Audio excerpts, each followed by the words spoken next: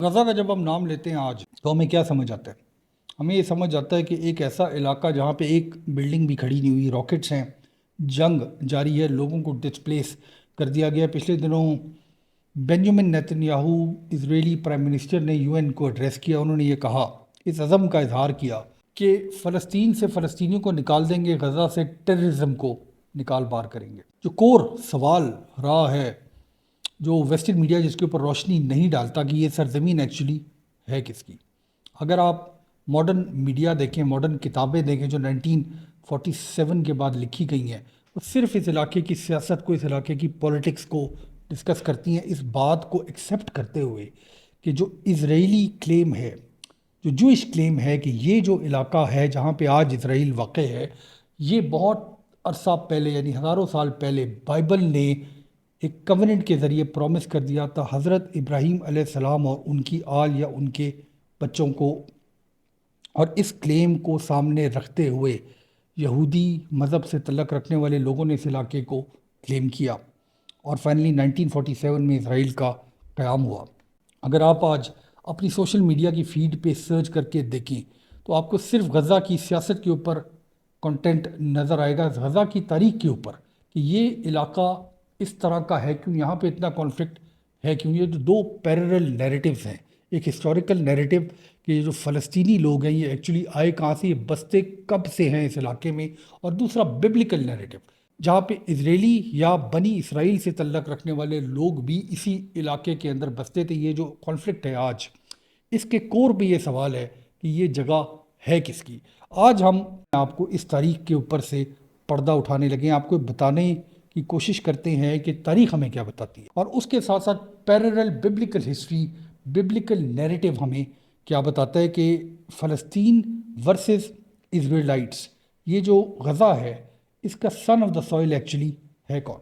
میرا نام عمران ہے اور میری سوچ میں خوش آمدید۔ آج سے ہزاروں سال پہلے Gaza was the batting heart of a people, یعنی یہاں پہ لوگ ہزاروں سالوں سے بستے، مگر جو ببلیکل نیریٹو ہے وہ ان کو دشمن یا انیمیز قرار دیتا ہے۔ مگر تاریخ ہمیں یہ بتاتی ہے کہ اس علاقے کے اندر جو لوگ بستے تھے وہ سروائیورز ہیں، اور تھرو آؤٹ دا ملینیا، پچھلے ہزاروں سال سے یہ لوگ سروائیو کر رہے ہیں، آج بھی سروائیو کر رہے ہیں۔ ان لوگوں کو فلسٹائنز کہا کرتے تھے ہسٹری کے اندر۔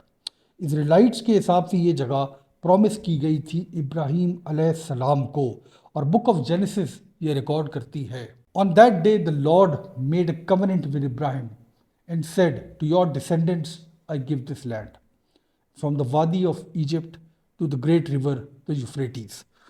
جینیسس 15 ورس 18۔ یہ جو لائن ہے بائبل کے اندر، جینیسس کے اندر، یہ لائن اس کوننٹ کا ذکر کرتی ہے جہاں پہ خدا نے وعدہ کیا ابراہیم علیہ السلام سے کہ یہ زمین آپ کو اور آپ کے ڈسینڈنٹس کو دی جاتی ہے حکومت کرنے کے لیے۔ آرکیالوجی مگر ہمیں کچھ اور بات بتاتی ہے، تاریخ ہمیں بتاتی ہے کہ حضرت ابراہیم علیہ السلام جو اور عراق کے علاقے سے آئے تھے اس علاقے میں، وہ ایکچولی باہر سے آئے تھے فلسطین کے علاقے میں۔ یہاں پہ آلریڈی جو لوگ بستے تھے ان کو فلسٹائنز کہا جاتا تھا، فل آف لائف، کینانائٹس اور فلسطینز۔ کینانائٹ کینانی لوگ یہاں پہ پہلے سے بستی تھے، یہاں پہ بڑے بڑے شہر آباد تھے لانگ بیفور حضرت ابراہیم علیہ السلام اس علاقے میں آئے۔ تو actually true son of the soil ہے کون؟ تاریخ ہمیں کیا بتاتی ہے، آرکیالوجی ہمیں بتاتی کیا ہے۔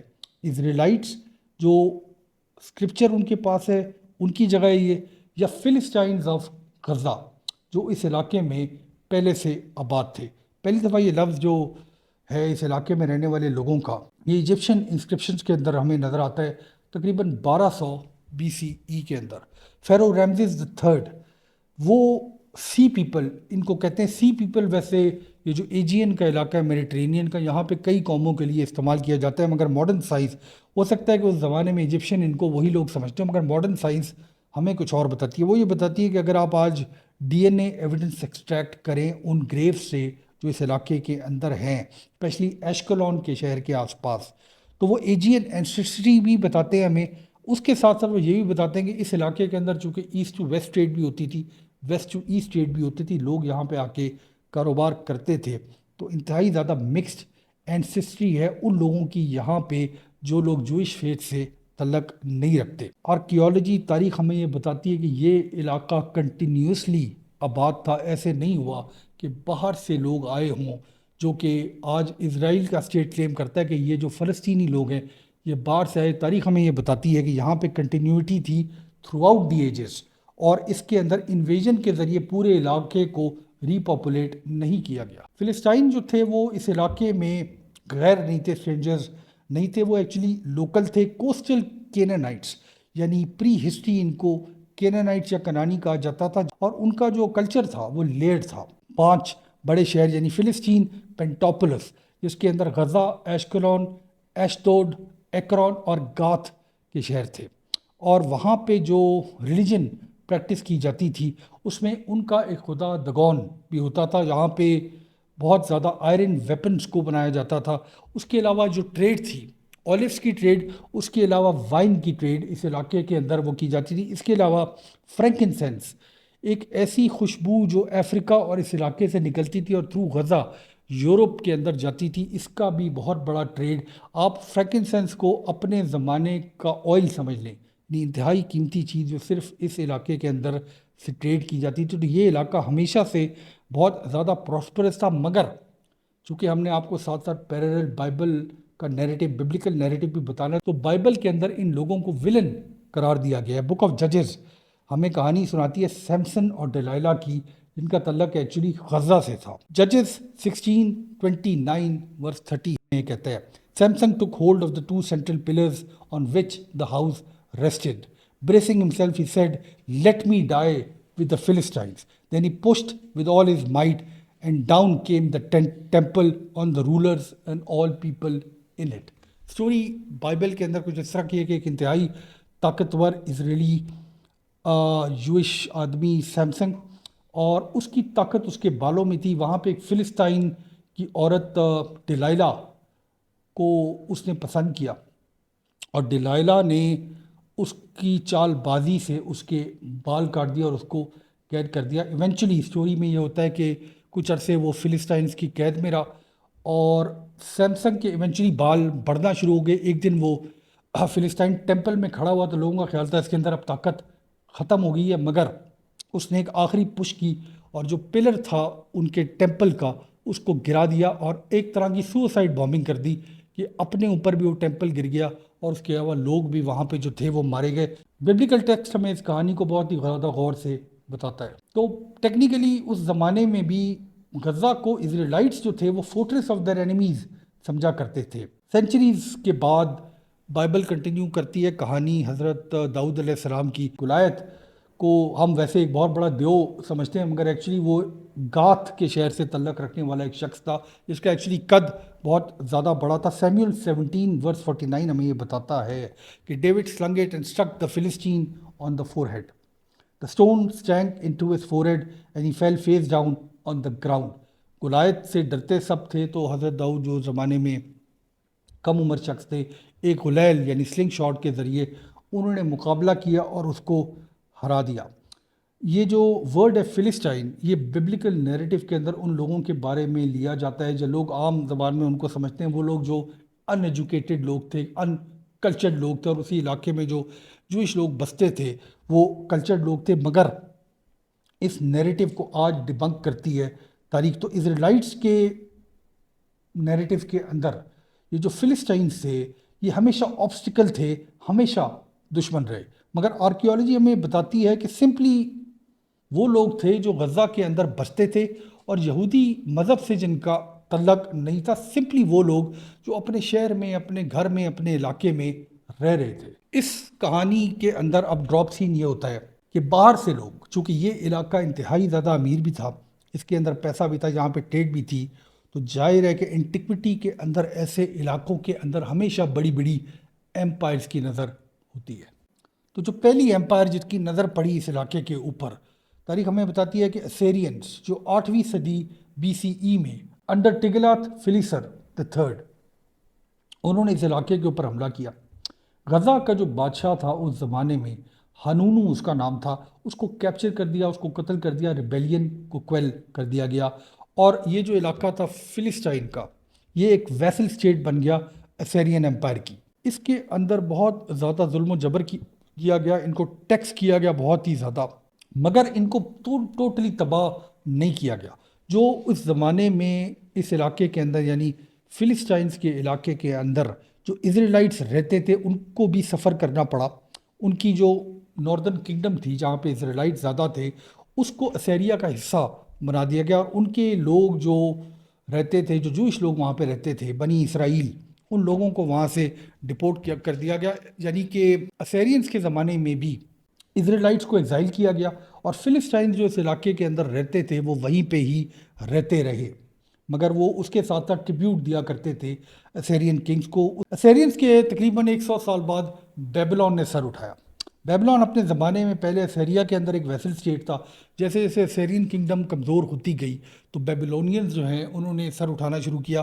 فائنلی 586 BCE میں نیبوکڈنیزر دی سیکنڈ اس نے یروشلم کو ڈسٹرائے کر دیا. بیبلون ہماری امیجنیشن میں ہینگنگ گارڈنز آف بیبلون کی وجہ سے بھی آج تک ہے یہ اپنے زمانے کا انٹیگویٹی کے زمانے کا ایک عجوبہ سمجھا جاتا تھا. پہلے جو فرسٹ ٹیمپل تھا یہودیوں کا اس کو برن کیا گیا اور فائنلی تمام جو یہودی بستے تھے اس زمین میں یعنی فلسطین کی زمین کے اندر ان کو ایگزائل کر دیا گیا بیبلون.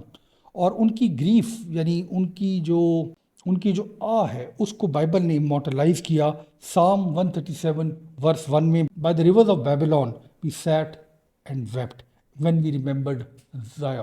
مگر وہ لوگ جو غزہ کے اندر رہتے تھے جو ایکچوئل فلسطینز تھے ان کو ایگزائل نہیں کیا گیا. وہاں پہ جو رہنے والے لوگ تھے وہ بیبلونین رول کے اندر ٹیکس دیتے تھے as a vessel state.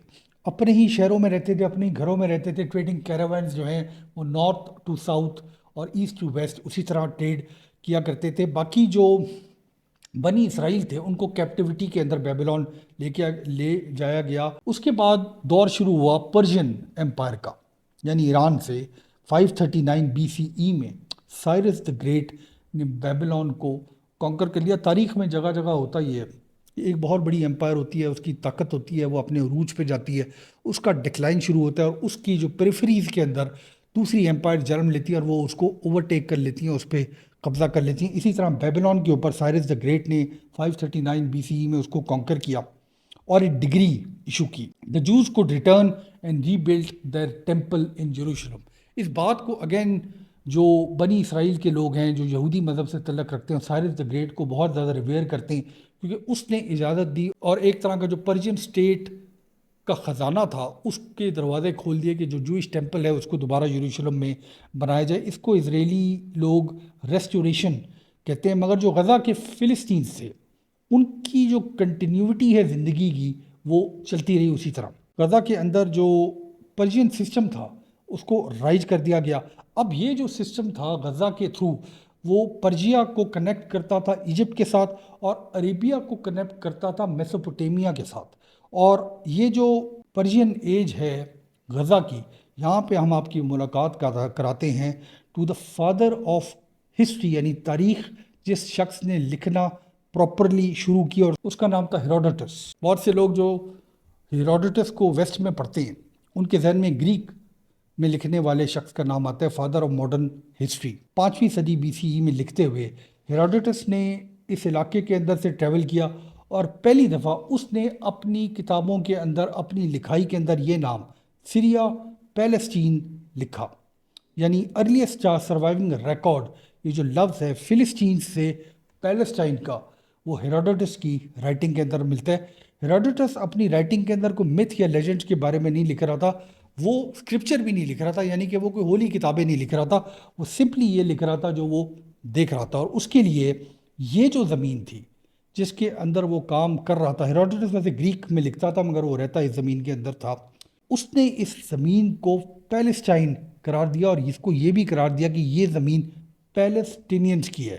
Centuries before رومی جب اس علاقے کے اندر آئے اس سے بہت عرصہ پہلے ہیروڈوٹس یہ کہہ چکا تھا کہ یہ زمین فلسطینیوں کی ہے. اچھا پیرالل اس کے ساتھ ساتھ اسرائیلائٹس جو تھے وہ اسی ٹائم کے آس پاس اپنا ٹیمپل بنا رہے تھے بیکاز آف پرشین انفلوئنس یروشلم کے اندر. اور غزہ کے اندر جو فلسطینز تھے وہ تھرائیو کر رہے تھے اور یہ بات ریکارڈ کی ہے ہیروڈوٹس نے اپنی تاریخ کے اندر. اس کے بعد ٹائم آیا یونان کا یعنی سکندر اعظم الیگزینڈر دا گریٹ 332 BCE میں. ٹائر جو تھوڑا سا نارتھ میں ہے غزہ کے، اس کا جب سیج کیا الیگزینڈر نے، تو ٹائر نے ریزسٹ کیا، اور الیگزینڈر کی اگر آپ یعنی سکندر یونانی کی اگر آپ تاریخ پڑھیں تو اس نے اس شہر کے لوگوں کو تہس نہس کر دیا، ہزاروں لوگوں کا قتل کر دیا گیا۔ فائنلی غزہ کا جب سیج ہوا الیگزینڈر دا گریٹ سکندر یونانی کی طرف سے، تو غزہ کو یہ آئیڈیا تھا، غزہ کے لوگوں کو، کہ ٹائر کے ساتھ ہوا کیا ہے۔ اس کے باوجود غزہ نے ریزسٹ کیا۔ یہ جو ریزسٹنس ہے کمال ہے ویسے اس علاقے کے اندر رہنے والے لوگوں کی۔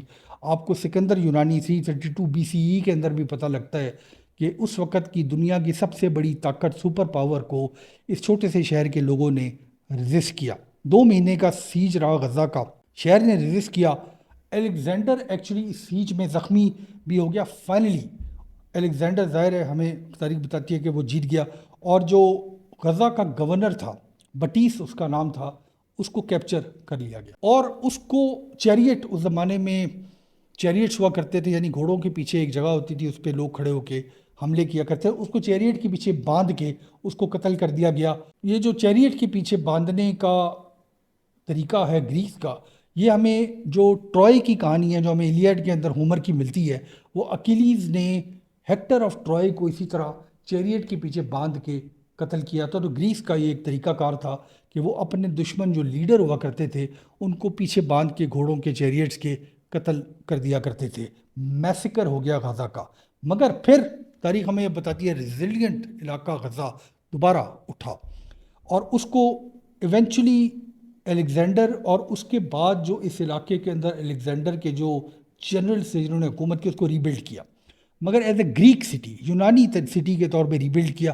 تھیٹر بنائے گئے، ٹیمپلز بنائے گئے، جمنیزیمز بنائے گئے، چونکہ اس زمانے میں جو اینشنٹ گریکس تھے وہ فٹنس کے اوپر بہت بلیو کیا کرتے تھے۔ بہت سے لوگوں کو اس بات کا نہیں پتہ کہ جو اولمپک گیمز ہیں یہ ایکچولی اینشنٹ گریک کے اندر، اینشنٹ یونان کے اندر سٹارٹ ہوئی۔ اس شہر کو فلسطائنز کو ہیلینائز کر دیا گیا۔ ہیلینائز کہتے ہیں کہ جہاں پہ وہ لوگ جو گریک بولا کرتے تھے اور وہ جو نئے خدا تھے ہیلینسٹک ریلیجنز کے، اس کے اندر یقین اور بلیو کرنا انہوں نے شروع کر دیا۔ مین وائل یروشلم کے اندر جو بنی اسرائیل یا یہودی بسا کرتے تھے، تو اس کے اندر ہیلینسٹک کلچر کو امپوز کرنے کی کوشش کی گریکس نے۔ اینٹیوکس دا فورتھ نے جو ٹیمپل ہے یہودیوں کا جو اس کو ڈیسیکریٹ کر دیا، اور اس کے بعد ایک میکبین ریوولٹ، یہ ہمیں ببلیکل ٹیکسٹ بھی بتاتا ہے، اس کے علاوہ تاریخ بھی ہمیں بتاتی ہے کہ ایک وہاں پہ میکبین کنگز تھے اس علاقے میں جو یہودی مذہب سے جن کا تعلق تھا، انہوں نے اس کے بعد ریوولٹ کر دیا۔